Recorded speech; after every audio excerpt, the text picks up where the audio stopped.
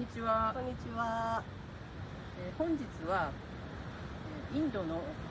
ゴア州でプライベートサロンを経営してた梢さんにお越しいただき、お話をいろいろお伺いしました。はじめまして、梢と申します。私は、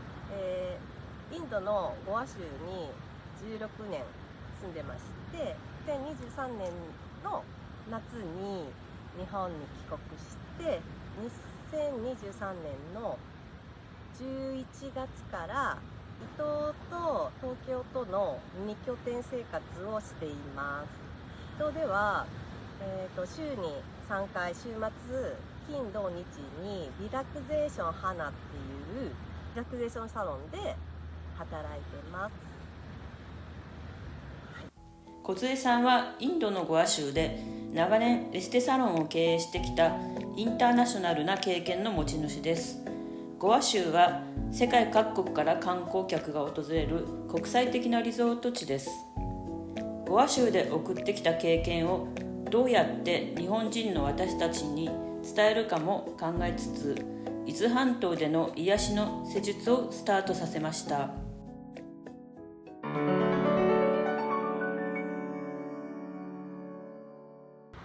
朝はお手伝いさんが起こしてくれますお手伝いさんが起こしてくれて、コーヒー用意してくれて、それでヨガに行って。ヨガはどういうところでしたんですか？ヨガはね、すごく自然の中のカフェがあって、そこになんかね、こうスペースがあるんですよ。ヨガスペースみたいなのがあって、そこで先生がいて、生徒さんがいてやってました。何分だったかな。で毎朝やってるの？毎朝やってる。毎朝やってて、日曜日休みとかだったかな。なんだけど、なんかチケット制みたいな感じで行きたい日に朝ヨガやって、そうするとすごいクリアになる。クリアになるから、なんか今日のお仕事になんかこう集中しようみたいな。で、朝ごはん食べてお仕事に GO です。で、お仕事して1日3人って決めてた。1日3人限定で、なんか大事にしてました。私、お客さんをすごく寄り添ってやるようにっていうか、なんか本当に集中してやってた気がしますね。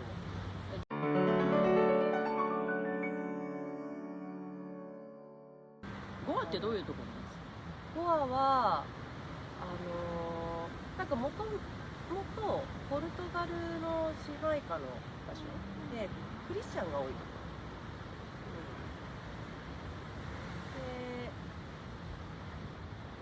ろ、でもちゃんとインド人のローカルの人も住んでますけど、でもシーズンがあって、10月とか11月とかから3月いっぱいはもういろんな、世界中からいろんな人が遊びに来るところ。リゾート地で。リゾート地。ちょっと伊東に似てる。伊東にそこに伊東ですか？いや似てる感じするんですよ。なんかお祭りになると人が集まってくる。お祭りもそうですけど、なんか全体的な雰囲気、海があって、なんかいろんなところにビーチがあるじゃないですか、伊東も。なんかゴアもいろんなビーチがあるんです。なんか伊東っていうか伊豆半島ですけど。そっか、伊豆半島。私も全然まだ知らないけど、伊豆のことは。でもなんかこう雰囲気が伊豆っぽい。ということはちょっと小さい町なんですか？伊豆ってこうなんか小さいこう町のこう結集体じゃないですか？でもそうかも。だからそのエリアで、そうかもしれないです。なんかこのエリアみたいな、なんかそういうエリアがあった気がする。なんかそれが似てんのかな。なんかそれで、しかも小さなコミュニティで、しかもなんか近いのに、なんか全然違うことやってるみたいな。なんかね、そのなんかミックス感とかがすごく居心地がいいところでしたね、ゴアは。どんな家に住んでたんですか？家はすごくちっちゃかったいやだから大きい家とかに住んでたこともあったりとかいろいろ引っ越ししたけど結局お仕事してるからまあそうですようね。んビーチまで便利だっビーチまではいろんなビーチまでなんかスクーターでピーンってなんか5分10分とか走ればビーチまではすぐでしたね。た。レストランはいろいろあるんですレストランいろいろあるもう本当にいよ。ろんなワールドレストランフードみたいな。ワールドフードいろいろあって牛肉もあったしポークもあったし、ラムもあったしまで食べ物はいちょっとグろいろあってルメみたいな。グルメみたいな感じで、でも日本にはかなわないけどねやっぱり日本のご飯美味しいから、でも、ご飯はいろいろあってあんまりご飯困らなかった。お祭りはどんなのがあったんですか？お祭りはやっぱりトランスがもともとゴアトランスっていうトランスが多分メインだけど、でももういろんなジャンルの本当になんかあった。レゲエとかもあったし、レゲエすごい面白かったですね。レゲエもあったしヒップホップとかもやってたし、あとテクノはもちろんなんかいろいろなそのジャンルのパーティーがありましたね。なんか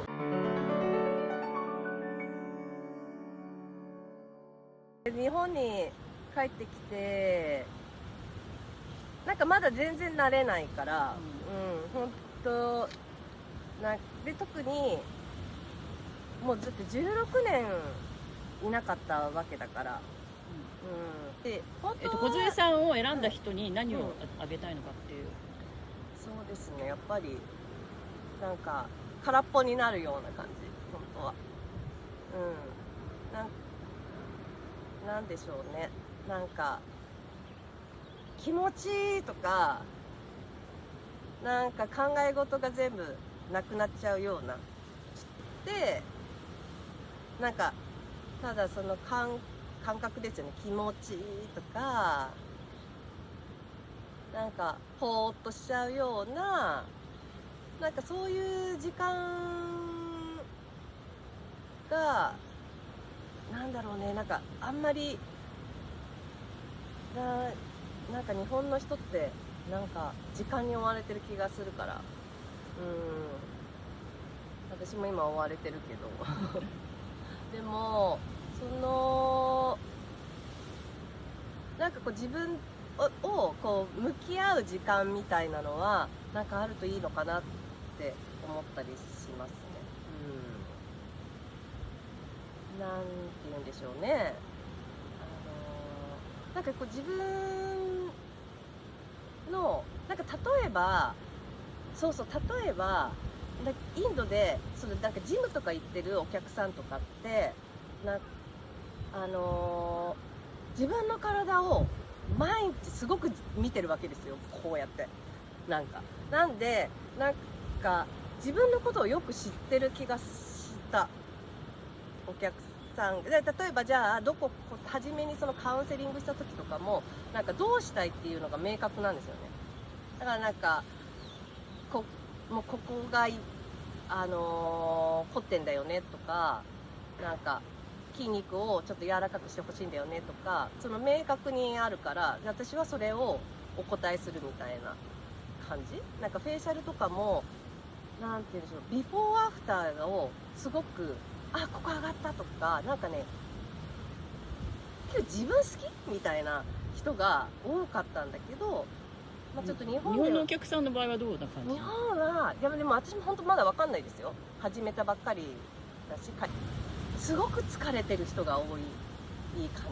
感じがしたね。インドはどうですか？インドは疲れてるけどなんか元気な人が多かった。疲れてるけどなんかボディが疲れてるっていうのかな、なんか体が疲れてるけどなんか頭そんな疲れてないっていうか、なんか日本の人の場合なんかねこうズドーンみたいな何それ？なんかこれって疲れがドドって起こしてきてる感じ？わかんない、なんかこう雰囲気なのかな、なんかズーンっていう感じ。ズーンってなんか重たいだよね。なんかついてるみたいな感じですか？まあなんかちょっと一言で言っちゃうとね、なんかそれをなんて表現していいかわかんないんだよ、本当にわかんないけど、なんか重い、で人が梢さんはそこをほぐしてってあげあげれたらいいなってあげたいなっていう希望がある。あるんですけどね。